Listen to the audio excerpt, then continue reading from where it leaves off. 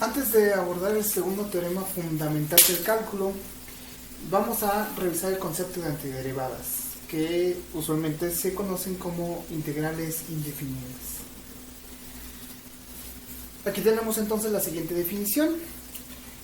F mayúscula de x es una antiderivada de la función f minúscula de x en el intervalo AB si la derivada de f mayúscula con respecto de x es igual a f minúscula en todo el intervalo AB, es decir, f' de x es igual a f minúscula de x.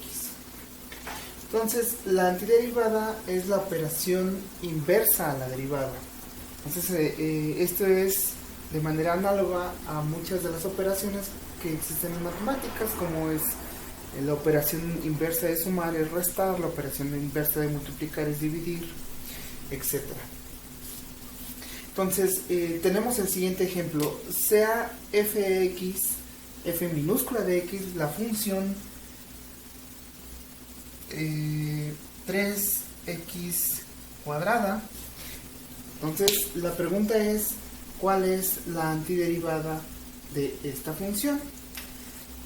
Y después de revisar un poquito a esta función, uno entonces llega a la conclusión que la antiderivada de esta función es x cúbica, dado que la derivada de nuestra antiderivada es precisamente 3 veces x cuadrada.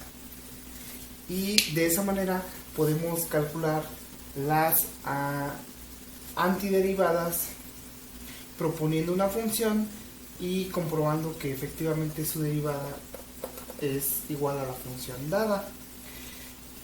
Esta operación de antiderivación tiene la siguiente notación.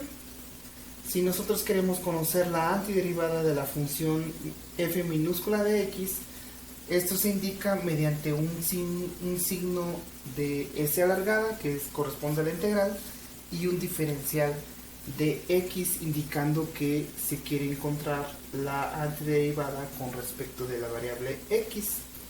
Y el resultado de esta operación es igual a la función o la antiderivada f mayúscula de x, además de sumársele una constante. ¿Por qué se le suma una constante?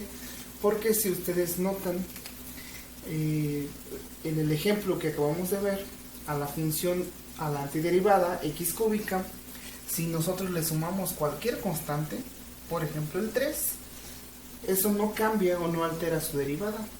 Entonces por eso se dice que una de las antiderivadas de la función 3x cuadrada es x cúbica. ¿Por qué? Porque aquí yo le puedo sumar cualquier constante, definir, y para cada valor de la constante se tiene una función diferente, una función f mayúscula.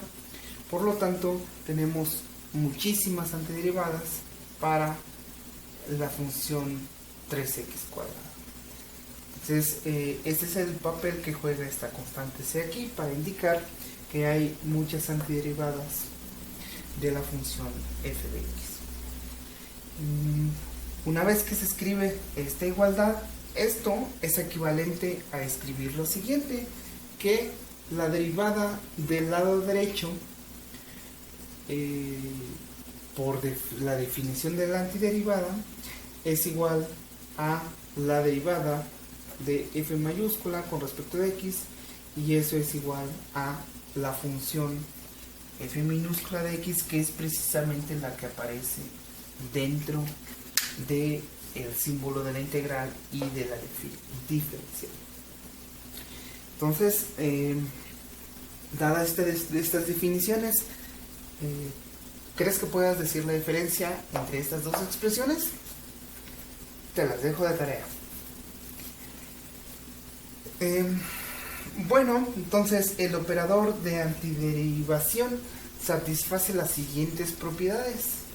La primera es que la integral o la antiderivada de el producto de una constante k por una función f de x, eso es igual a la constante k por la antiderivada de la función f de x.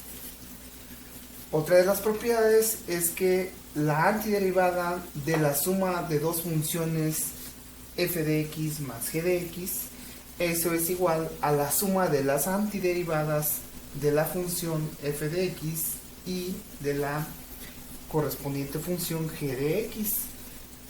Finalmente, la tercera derivada nos dice que la tercera propiedad, nos dice que la antiderivada de la resta de dos funciones, eso es igual a la resta de las antiderivadas de las correspondientes funciones.